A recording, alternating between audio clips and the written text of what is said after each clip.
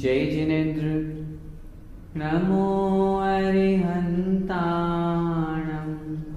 नमो सिद्धाणं नमो आयर्याणं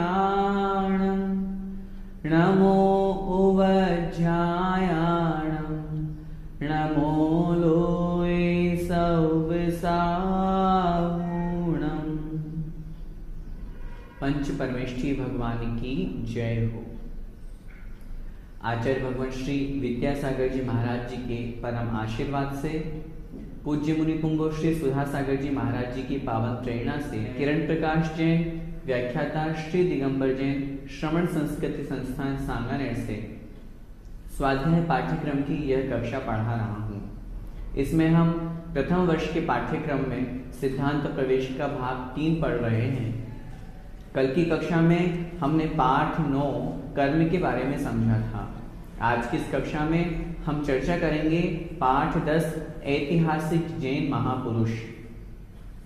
जैन धर्म में बहुत महान पुरुषों ने जन्म लिया। तीर्थंकरों ने, भगवंतों ने तो अपनी आत्मा का कल्याण उस रूप में किया ही किया, लेकिन महापुरुष के रूप में भी हमारे समक्ष ऐसे बहुत से भामाशाह जैसे व्यक्तित्व आए, चंद्रगुप्त मौर्य जैसे व्यक्तित्व आए, जिनके जीवन से हमें आदर्श स्वरूप एक प्रेरणा प्राप्त होती है। इस पाठ में ऐसे ही 4 महत्वपूर्ण व्यक्तित्व के बारे में हम चर्चा करेंगे। देखते हैं। अहिंसा प्रधान जैन शासन की निर्दोष परंपरा का निर्वाह करते हुए तथा जिन धर्म का पालन करते हुए अनेक वीर राजा, रानियों, मंत्रियों, सेनापतियों ने प्रजा का पालन एवं संरक्षण किया। देश की रक्षा हेतु युद्ध भी किए। समय समय पर देश के लिए आवश्यकता अनुसार अपनी निजी संपदा को समर्पित किया एवं जिनालय तथा साधुओं के रहने के लिए वसतिका एवं उन वसतिकाओं का निर्माण कराया तथा ग्रंथ आदि का निर्माण करा करके जिन शासन की प्रभावना में योगदान दिया। ऐसे ही कुछ महापुरुषों का व्यक्तित्व, जीवन वृत्त यहाँ पर प्रस्तुत किया जा रहा है। आचार्य भगवंतों के द्वारा तो इस जिन शासन की महती प्रभावना हुई सही, लेकिन जो गृहस्थ अवस्था में रह करके, जो राजा रूप में होकर के अथवा रानी रूप में होकर के अथवा महापुरुष के रूप में हमारे समक्ष आए, उनमें से हम सबसे पहले चर्चा करते हैं सम्राट चंद्रगुप्त मौर्य और मंत्रीश्वर चाणक्य। ईसा पूर्व 4वीं शताब्दी के अंतिम पाद में शक्तिशाली नंद वंश का उच्छेद करके, अर्थात उस नंद वंश को समाप्त करके मौर्य वंश की स्थापना करने वाले ये दोनों प्रधान नायक थे, जो गुरु और शिष्य के रूप में थे। चाणक्य राजनीति, विद्या विलक्षण एवं नीति विशारद से युक्त ब्राह्मण पंडित था। चंद्रगुप्त परम पराक्रमी तथा तेजस्वी क्षत्रिय वीर था। इस विरल अर्थात एक अनोखे मणिकांचन संयोग को सुगंधित करने वाला, मणिकांचन अर्थात एक मणि और कांचन मतलब स्वर्ण, जिस तरह मणि का और स्वर्ण का दोनों का संयोग हो जाता है तो वो कितना सुंदर लगता है, उसी प्रकार इस संयोग को सुगंधित करने वाला अन्य सुयोग यह था कि वह दोनों ही अपने अपने कुल परंपरा तथा व्यक्तिगत आस्था की दृष्टि से जैन धर्म के प्रबुद्ध अनुयायी थे। दोनों राजा और मंत्री के रूप में थे, लेकिन फिर भी जैन धर्म के एक महत्वपूर्ण अनुयायी थे और इन्होंने जैन धर्म की प्रभावना के लिए बहुत कार्य किए। चाणक्य का जन्म ईसा पूर्व 375 के लगभग चणय नामक ग्राम में हुआ। इनके पिता का नाम जो था वह था चणक और माता का नाम था चणेश्वरी। चणक के पुत्र होने से इनका नाम चाणक्य हुआ। ये ब्राह्मण थे, किंतु धर्म की दृष्टि से पाप भीरु जैन श्रावक थे। पाप भीरु का तात्पर्य होता है पापों से डरने वाला। ब्राह्मण कुल में पैदा हुए, लेकिन जैन धर्म के महत्व को समझ करके जैन पर्याय को इन्होंने प्राप्त किया, अर्थात जैन धर्म को स्वीकार किया। शिशु चाणक्य के मुंह में जन्म से ही दांत थे। यह देखकर लोगों को बड़ा आश्चर्य हुआ। इस लक्षण को देख करके भविष्य वक्ताओं ने अर्थात ज्योतिषियों ने इसे एक शक्तिशाली नरेश होना बताया, अर्थात ये आगे जाकर के एक बहुत बड़े राजा बनेंगे। ब्राह्मण चणक जो कि इनके पिता थे, श्रावकोचित क्रिया करने वाला था, अर्थात जो श्रावक की योग्य क्रियाएं हैं, ब्राह्मण था, मध्यम वर्गीय परिवार से वह बिलोंग करता था। इस कारण से संतोषी वृत्ति रखने वाला धार्मिक व्यक्ति था।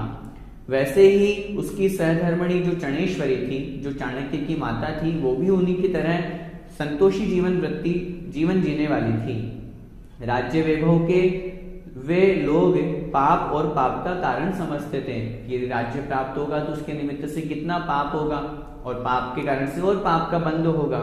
इस कारण से चणक ने शिशु के वे दांत उखड़वा दिए कि नहीं, मुझे अपने बेटे को राजा नहीं बनवाना। इस पर साधुओं ने अर्थात भविष्य वक्ताओं ने उसकी भविष्यवाणी की कि अब वह स्वयं राजा नहीं बनेगा, किंतु अन्य व्यक्ति के माध्यम से राज्य शक्ति का उपभोग और संचालन करेगा। अर्थात राजा कोई और बनेगा, लेकिन उसकी पूरी की पूरी जिम्मेदारी इसकी होगी, पर पूरे के पूरे राज्य का संचालन इनके माध्यम से होगा। बड़े होने पर तात्कालिक ज्ञान केंद्र तक्षशिला तथा उसके आसपास निवास करने वाले आचार्यों से चाणक्य ने शिक्षा प्राप्त की। वहां से शिक्षा प्राप्त होने से ये तीक्ष्ण बुद्धिमान होने के कारण से समस्त विद्याओं एवं शास्त्रों में बड़े पारंगत हो गए। धनहीनता से पीड़ित चाणक्य पाटलिपुत्र के राजा महापद्म के पास में पहुंचा। जैसा कि हमने ये जाना कि ये मध्यम वर्गीय परिवार से थे, इतनी धन संपत्ति नहीं थी, इस कारण से ये राजा महापद्म के पास में पहुंचते हैं। अपनी विद्वत्ता से उसने राजा को प्रभावित किया एवं दान विभाग के जो प्रमुख पद का जो कार्य होता है उसे प्राप्त किया। किन्हीं कारणों से राजपुत्र के द्वारा किए गए अपमान से क्षुब्ध अर्थात क्षुब्ध होकर के, क्रोधित होकर के एवं कुपित होकर के चाणक्य ने भरी सभा में नंद वंश को समूल नाश करने की प्रतिज्ञा ली।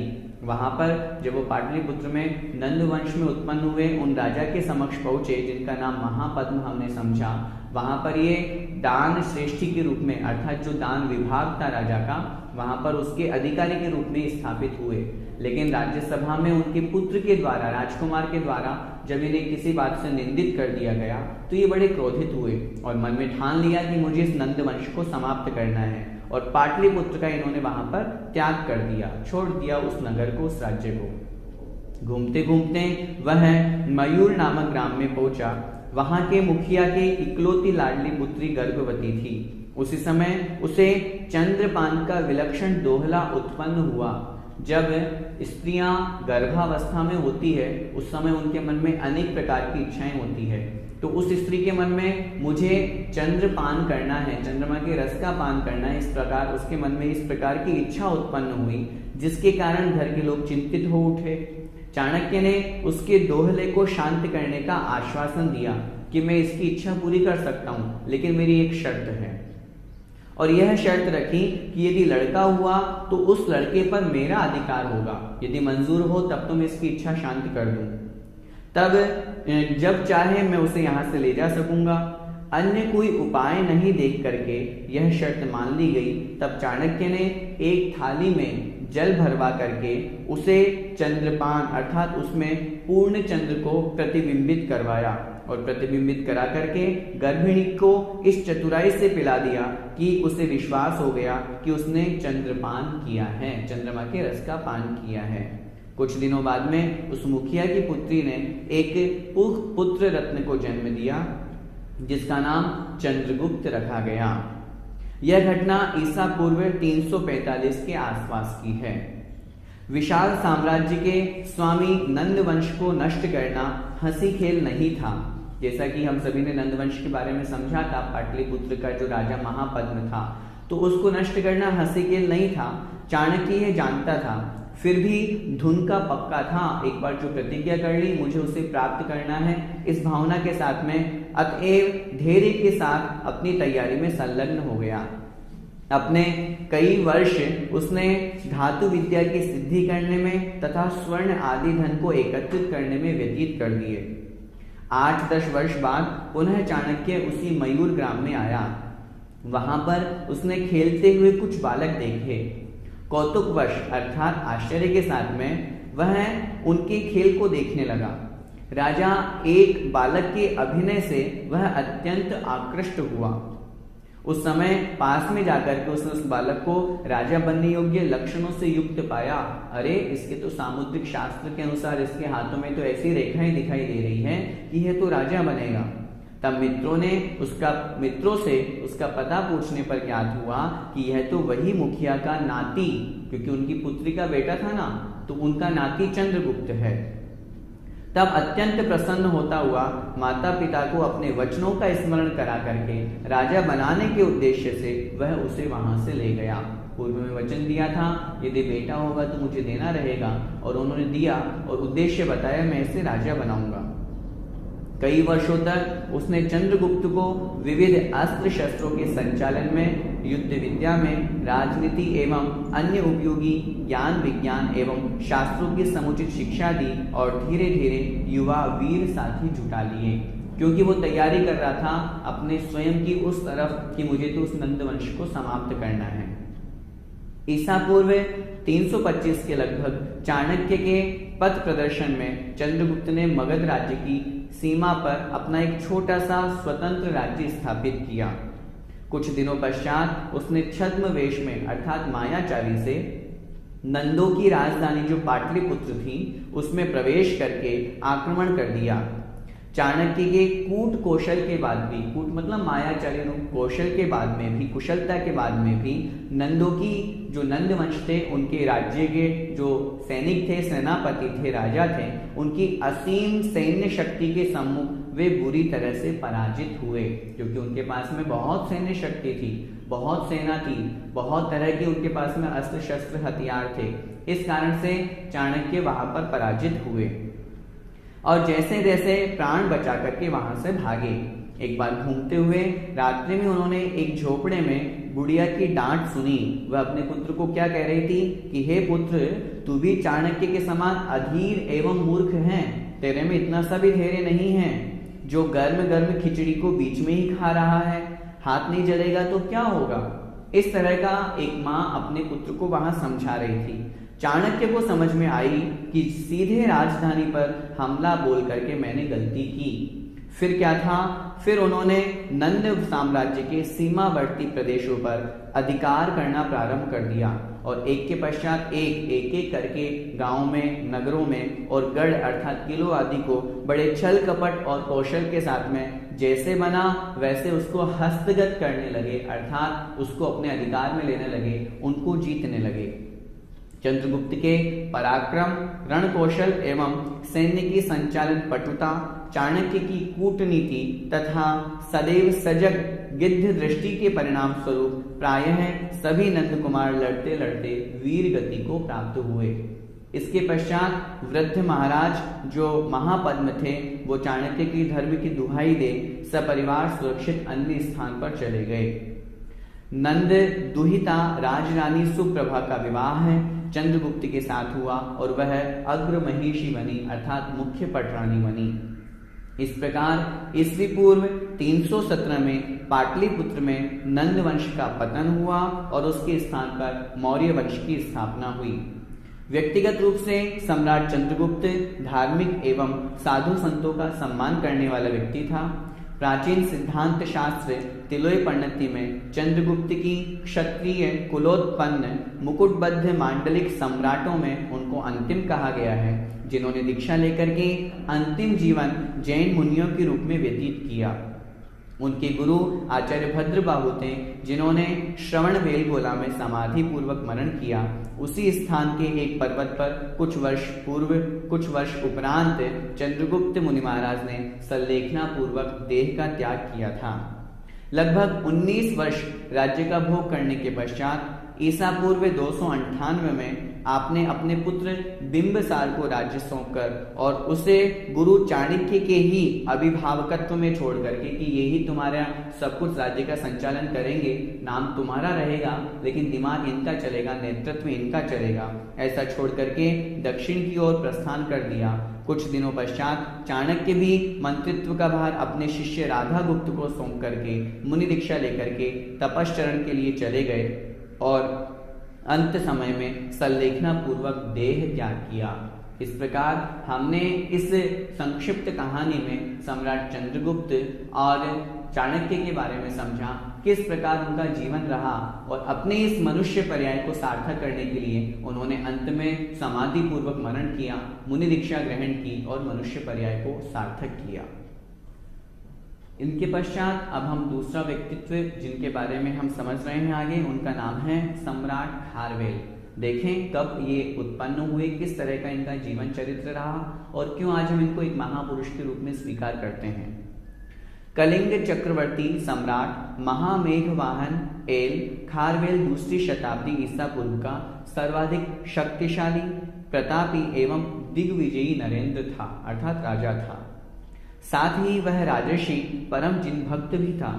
अपने समय में उसने कलिंग देश को भारतवर्ष की सर्वोपरि राज्य शक्ति बना दिया था तथा उसने लोकहित और जैन धर्म की प्रभावना के भी अनेक अविस्मरणीय कार्य किए थे अर्थात चिरस्मरणीय, जो हमेशा बहुत लंबे समय तक याद किए जाते रहे हैं। वर्तमान में यही उड़ीसा है। जैन धर्म के साथ कलिंग देश का अत्यंत प्राचीन संबंध रहा है। 18वें तीर्थंकर अरहनाथ की प्रथम पारणा जिस रायपुर में हुई थी, उसकी पहचान महाभारत में उल्लेखित कलिंग देश की राजधानी राजपुर से की जाती है। ऐसा माना जाता है कि यहाँ तीर्थंकर पार्श्वनाथ एवं महावीर भगवान का भी पदार्पण हुआ था। खारवेल का जन्म ईसा पूर्व 190 के लगभग हुआ था। 15 वर्ष की आयु में ही उन्हें युवराज का पद प्राप्त हुआ और 24 वर्ष की आयु में राज्याभिषेक हुआ। दादा क्षेमराज के समक्ष ही पिता बुद्धिराज की मृत्यु हो गई थी। ईसा पूर्व 152 उसके उपरांत यह नरेश कितने वर्ष और जीवित रह पाया और उसने क्या क्या किया, यह जानने का कोई साधन वर्तमान में हमारे समक्ष उपलब्ध नहीं है। सम्राट खारवेल का विश्वश्रुत अर्थात विश्व में जो सुना जाता है, प्रसिद्ध है, ऐसा शिलालेख वर्तमान में उड़ीसा राज्य के पुरी जिले के भुवनेश्वर से 3 मील दूर स्थित जो खंडगिरी पर्वत है, वहां के उदयगिरी नामक उत्तरी भाग पर बने हुए हाथी गुम्फा नामक विशाल एवं प्राचीन गुफा मंदिर के मुख एवं छत पर 17 पंक्तियों में लगभग 84 फीट के विस्तार में उत्कीर्ण किए हुए हैं। हमें इन ऐतिहासिक महापुरुषों के बारे में जो जानकारी प्राप्त हुई वो इन्हीं शिलालेखों के माध्यम से प्राप्त हुई है। खारवेल का जो समय है, किस तरह उनका जीवन रहा, किस तरह उन्होंने वहां पर क्या क्या किया, ये सब हमने जो उदयगिरी खंडगिरी जो हम सुनते हैं, वहां की जो गुफाएं हैं, वहां पर यह उत्कीर्ण है अर्थात लिखा हुआ है। लेख के प्रारंभ में अरिहंतों एवं सिद्धों को नमस्कार किया गया है। शिलालेख के अनुसार राज्यकाल के 13वें वर्ष में इस राजर्षि ने सुपर्वत विजय चक्र में अर्थात जो उसका प्रांत था, वहां की स्थित कुमारी पर्वत पर अपने राजभक्त प्रजाजनों द्वारा पूजे जाने के लिए उन अरिहंतों की पुण्य स्मृति में निषिद्धिकाएं निर्माण कराई। निषिद्धिकाएं अर्थात उनके द्वारा पूजने योग्य जो स्थान है, उनका निर्माण लाभ प्राप्त कर चुके थे। तपोधन अर्थात तपस्या ही जिनका धन है, ऐसे मुनियों के आवास के लिए गुफाएं बनवाई। स्वयं ने उपासक अर्थात श्रावक के व्रत ग्रहण किए और अरहन मंदिर के निकट उसने एक विशाल मनोरम सभा मंडप अर्थात एक अर्कासन गुम्फा बनवाई। वहां पर उसने जिसके मध्य में एक बहुमूल्य रत्न जड़ित मान स्तंभ स्थापित कराया, महामुनि सम्मेलन भी कराया तथा द्वादशांग श्रुत का पाठ भी कराया था। जिनेंद्र भगवान का उपासक राजर्षि जो स्वयं को भिक्षुराज कहता था, संभव है ग्रह और राजकार्य से विराम लेकर जैन मुनि के रूप में उसने कुमारी पर्वत पर तपश्चरण करके आत्म साधना की हो। जब इनका जीवन चरित्र इस तरह से उज्जवल रहा, राजर्षि होने के बाद में भी, राजा होने के बाद में भी धर्म के प्रति इतना समर्पित, इतना सारा का सारा कार्य इन्होंने वहां पर करवाया, तो निश्चित रूप से इन्होंने अंतिम समय में जिन दीक्षा धारण की ही होगी। पूर्व काल में नंद राजा द्वारा ले जाई गई जो कलिंग जिन अर्थात अग्रजिन या आदि जिन, जिनेंद्र भगवान की जो प्रतिमा थी, उस प्रतिमा को राजा खारवेल ने मगध पर विजय प्राप्त करके अपने शासन के 200-250 वर्ष पूर्व वहां की प्रसिद्ध भगवान आदिनाथ की प्रतिमा को पुनः प्राप्त कराया था, पुनः लाया था। इस प्रकार राजा खारवेल का चरित्र हमने समझा, जिन धर्म के प्रति ये बड़े अनुरक्त थे, साधर्मी थे, और धर्म के प्रति अनुरक्त होने के कारण से इन्होंने लोगों को बीच में धर्म की प्रभावना तो की ही, दिगंबर जैन मुनियों की रक्षा के लिए, उनकी वैयावृत्ति, उनकी साधना के लिए, उनकी निषिद्धिकाएं, वसतिकाओं का निर्माण भी कराया, मानस्तंभ भी स्थापित किया, और अंत में जिन दीक्षा लेकर के अपनी आत्मा का कल्याण भी किया। दो महापुरुषों के व्यक्तित्व को समझने के पश्चात अब हम आगे चर्चा करते हैं तीसरे व्यक्तित्व की, जिनका नाम है वीर मार्तंड चामुंडराय। देखें, गंग नरेश जगदेक वीर अर्थात जो संसार में एकमात्र वीर थे, ऐसे धर्म के अवतार राजमल्ल का महासेनापति चामुंडराय था। वह बड़ा वीर योद्धा, परम जिनेंद्र भक्त, कन्नड़, संस्कृत और प्राकृत भाषा का विद्वान, कवि एवं ग्रंथकार, सुदक्ष सैन्य संचालक अर्थात बहुत कुशल अपनी सेना का संचालन करने वाला एवं जैन सिद्धांत का अच्छा ज्ञाता था। अपनी शूरवीरता, साहस और पराक्रम के कारण उसने बड़ी ख्याति अर्जित की थी, बड़ी प्रसिद्धि प्राप्त की थी। युद्ध में रण कौशल के कारण समर, धुरंधर, वीर मार्तंड, रणरंग सिंह, वेरिकुल कुशल अर्थात वेरिकुल कालदंड तथा भुज विक्रम, समरकेशरी आदि अनेक उपाधियां इन्होंने प्राप्त की थी। धार्मिक, नैतिक और चारित्र के लिए सम्यक्त रत्नाकर, शौचाभरण, गुणरत्न भूषण, सत्य युधिष्ठिर, देवराज आदि सार्थक उपाधियां भी इन्होंने धर्म के निमित्त से प्राप्त की थी। यह जिनेंद्र भगवान का, अपने गुरु अजित सेनाचार्य का और अपने स्नेहमयी जननी का परम भक्त था। चामुंडराय पुराण और चारित्रसार जैसे विशाल एवं महत्वपूर्ण ग्रंथ का प्रणेता भी वह था। जिन ग्रंथों को हम पढ़ते हैं तो उनके रचयिता भी चामुंडराय थे। गोमटसार की वीर मार्तंडी टीका जो कि कन्नड़ में है, उसमें भी चामुंडराय रचित मानी जाती है, और चामुंडराय की प्रेरणा से अथवा निमित्त से आचार्य नेमिचंद्र सिद्धांत चक्रवर्ती ने अपने सुप्रसिद्ध सिद्धांत ग्रंथ गोमटसार, कर्मकांड, जीवकांड, त्रिलोकसार आदि की रचना भी की थी। इनके जीवन से हम पढ़ते हैं, इनके गुरु जो रहे नेमिचंद सिद्धांत चक्रवर्ती, इनके निमित्त से, चामुंडराय के निमित्त से उन्होंने इन सब ग्रंथों की रचना की थी। उन्होंने चंद्रगिरी पर्वत पर इंद्रनील मणि की नेमिनाथ भगवान की प्रतिमा विराजमान करवाई थी एवं अपनी जननी अर्थात कालल देवी की इच्छा पूरी करने के लिए सन 978 में ईस्वी में भगवान बाहुबली की विश्व विश्रुत अर्थात जो संसार में प्रसिद्ध है ऐसी विशाल 57 फुट की खड़गासन प्रतिमा निर्मापित एवं प्रतिष्ठित करवाई थी, जो रूप, शिल्प और मूर्ति विज्ञान की दृष्टि से अद्वितीय कलाकृति है। जैसा कि हम सभी जानते हैं, गोमटेश्वर बाहुबली भगवान की जो प्रतिमा है वो इन्हीं चामुंडराय ने बनवाई थी। इनकी माता की इच्छा हुई कि मुझे बाहुबली भगवान के दर्शन करने हैं और इस निमित्त से उन्होंने वहां पर बाहुबली भगवान की प्रतिमा बनवाई। इन चामुंडराय को गोमट भी कहते थे। तो गोमट के जो ईश्वर बने अर्थात स्वामी है, ऐसे गोमटेश्वर बाहुबली भगवान यह विश्व के आश्चर्यों में परिगणित है। इसलिए ऐसी महान प्रतिमा को आज भी हम देखते हैं तो मन में बड़ा हर्ष भाव और भगवान की वीतरागता के हमें वहां पर दर्शन होते हैं। इनकी पत्नी अजिता देवी धर्मपरायण महिला थी।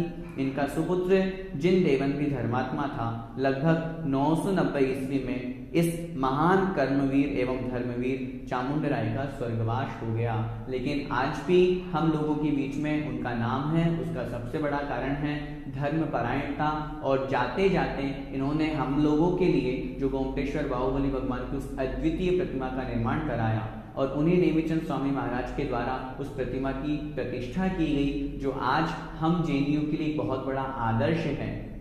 सिर्फ हम ही नहीं, अन्य विदेशी लोग भी वहां आकर के उस वीतरागता को निहारते हैं। देश के प्रधानमंत्री, पूर्व में भी जो राज्य मंत्री हुए, प्रधानमंत्री हुए, अनेक लोग वहां पहुंच करके वास्तविकता की उस दिगंबरत्व का दर्शन करते हैं और हर्षोल्लासित होते हैं। भगवान गोमतेश्वर के दर्शन करते समय मन में बस यही भाव होता है, बस भगवान को देखते रहें। इतनी सुंदर प्रतिमा आज तक कहीं देखने को नहीं मिली और इतनी खड्गासन, इतनी बड़ी प्रतिमा निश्चित रूप से हम सभी भव्य जीवों के कल्याण के लिए एक निमित्त है, सम्यक्त्व का साधन है। इसलिए हमें वहां पर दर्शन करने अवश्य जाना चाहिए और जिनके निमित्त से वह प्रतिमा निर्माण हुई, ऐसे ही चामुंडराय की माँ को भी धन्यवाद दें और उन चामुंडराय के व्यक्तित्व को भी ग्रहण करके हम भी उनके समान धर्म की प्रभावना के लिए इस तरह से मूर्तियों का निर्माण कराएंगे तो निश्चित रूप से हमारा जीवन भी सार्थक होगा। अब हम इस पाठ में चौथे व्यक्तित्व के बारे में चर्चा कर रहे हैं, जिनका नाम है भामाशाह। भामाशाह दान में बड़े प्रसिद्ध हुए। आज हम इन्हीं भी श्रेष्ठ के आगे दानवीर भामाशाह की उपमा लगाते हैं, एक उनके साथ में तुलना करते हैं। तो कौन थे भामाशाह, किस तरह का उनका जीवन रहा और उन्होंने क्या परित्याग किया कि आज वो हमारे बीच में दान के रूप में सबसे अग्रणी रूप में महान माने जाते हैं। देखें, भामाशाह राणा उदय सिंह के समय में ही मेवाड़ राज्य का दीवान एवं प्रधानमंत्री था।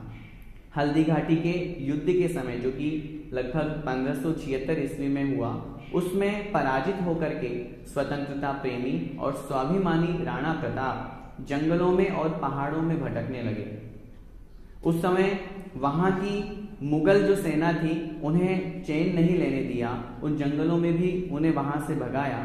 अतएव सभी ओर से हताश और निराश होकर उन्होंने स्वदेश का परित्याग करके अन्यत्र जाने का संकल्प लिया। मन में भाव बनाया, अब मैं यहाँ पे नहीं रहूंगा। इस बीच स्वदेश भक्त एवं स्वाभिमानी जो मंत्रीश्वर भामाशाह हुए, वो चुप नहीं बैठा था। वह देश के उद्धार के उपाय में जुटा रहा। ठीक जिस समय राणा भरे मन से, अर्थात मन में भाव नहीं था लेकिन जाना पड़ रहा था, इस भाव के साथ में मेवाड़ की सीमा से विदाई ले रहा था, वहां भामाशाह आ पहुंचा और मार्ग रोक करके खड़ा हो गया। उसने राणा प्रताप को ढांढस बधाई, अर्थात उसको शक्ति दी और कहा कि देशोद्धार के लिए उसे उत्साहित किया। उसे कहा, इस तरह से राजा को भागना नहीं चाहिए, हमें अपने देश को, अपने राज्य के उद्धार के लिए और प्रयास करना चाहिए। तब राणा ने कहा, न मेरे पास फूटी कोड़ी बची है, न सैनिक हैं और न साथी है, फिर किस बूते पर मैं प्रयत्न करूं? क्या मैं प्रयास करूं कि इस कारण से मैं अपने राज्य को पुनः प्राप्त कर सकूं? भामाशाह ने तुरंत विपुल द्रव्य, अर्थात बहुत सारा धन उनके चरणों में समर्पित कर दिया, जिससे 25,000 सैनिकों का 12 वर्षों तक बड़े आराम से निर्वाह हो सकता था। यह सब धन भामाशाह का अपना पैतृक एवं स्वयं उपार्जित किया हुआ धन था, अर्थात उनका निजी धन था। उस अप्रतिम उदारता एवं अप्रत्याशित, जिसकी हम आशा भी नहीं कर सकते, सोच भी नहीं सकते हैं, ऐसी सहायता पर राणा ने हर्ष विभोर होकर के भामाशाह को आलिंगनबद्ध कर लिया, अर्थात उन्हें गले लगा लिया। वह दुगने उत्साह से सेना जुटाने और मुगलों को देश से बाहर निकालने में जुट गया।